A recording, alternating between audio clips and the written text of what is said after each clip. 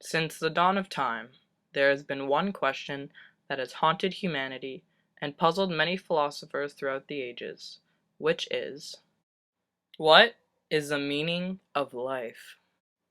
Well, the answer to that is simple. It's 42. No, but seriously, every single human being has their own subjective views regarding the reason we were placed on this planet, and the goals we should attain in our short lives. But in my opinion, I believe the meaning of life is to find happiness. According to Aristotle, happiness is a central aspect of human existence, but it's something that can only be achieved by exercising virtuous acts and maintaining the mean, which is a state that resides between two opposite vices. Attributed virtues include courage, a mean between rashness and cowardice; generosity, a mean between wastefulness and stringiness; and temperance, a mean between intemperance and insensibility. What Aristotle is attempting to express is that one must seek moderation in all things, and that happiness lies within the action that leads to virtue. Socrates' theory on happiness also paralleled Aristotle's in the sense that virtue is undoubtedly linked to the obtainment of happiness, and it's impossible for one to exist without the other. He believed that the human soul must harmonize its desires, and seek enjoyment through knowledge and virtue, rather than mere physical pleasure or satisfying human instincts. The fulfillment one may feel as a result of pursuing virtuousness is much greater than pursuing pleasure-inducing acts, and stimulation should not be a goal in itself. Another philosopher who was influenced by Aristotle is John Locke, and expanded on his theory that happiness may equate with virtue, and how pursuing bliss is the basis of individual liberty. He even coined the term the pursuit of happiness, and believes that one should distinguish the pleasures that induce immediate self-gratification, which is false, from the pleasure that caters to one's best interests in the long run, which is true pleasure.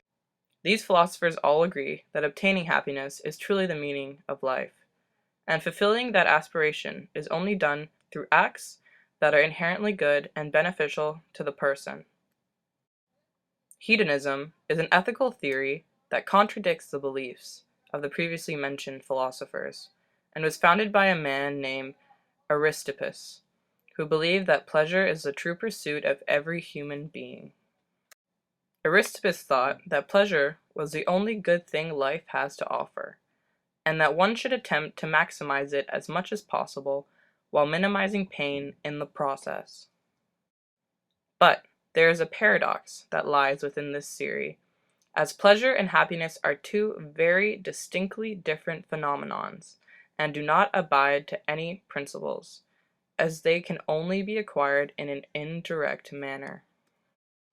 Oftentimes, when an individual is purposely trying to obtain both happiness and pleasure, they do not succeed in doing so, and fail to ever achieve them. I myself do not agree with this doctrine, and would argue that happiness is something that only those with righteous and charitable intentions may truly experience, and that humans should seek joy within acts and attributes that exist to enhance the quality of their lives or those of others.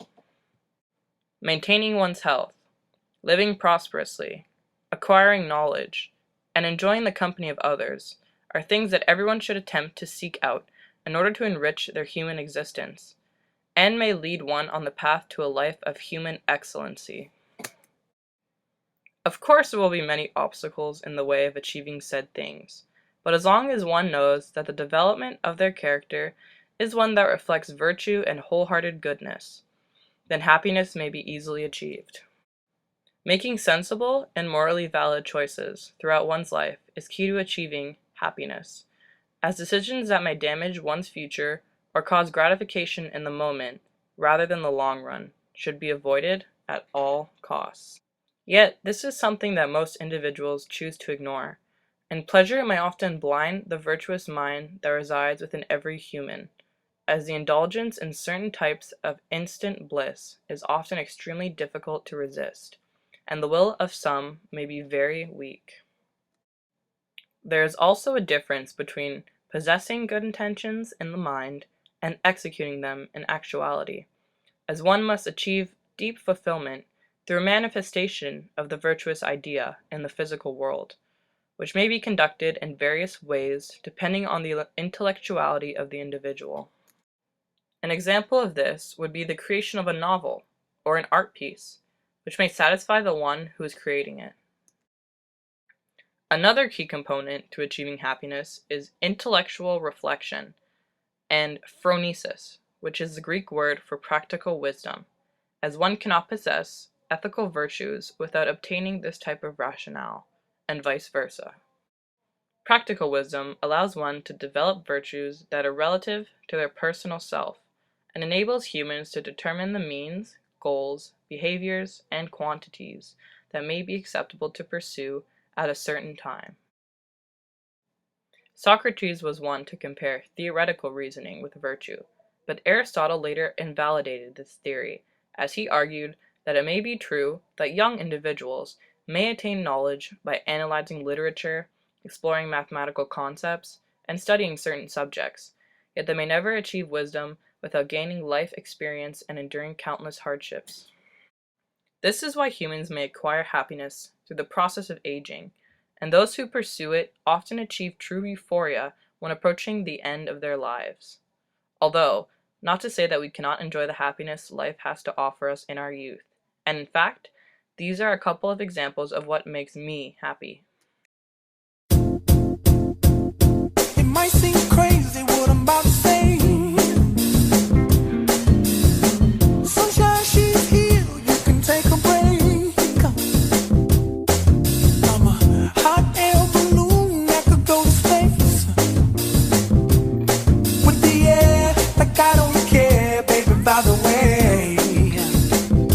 Because I'm happy. Clap along if you feel like a room without a roof. Because I'm happy. Clap along if you feel like happiness is the truth. Because I'm happy. Clap along if you know what happiness is to you. To conclude, happiness is not tangible, and can only be achieved when conducting virtuous acts and acquiring a sense of prolonged self-gratification. It is something that every single human being may achieve in their lifetime, no matter the circumstance, and should be something that everyone pursues from the moment they are birthed into this world.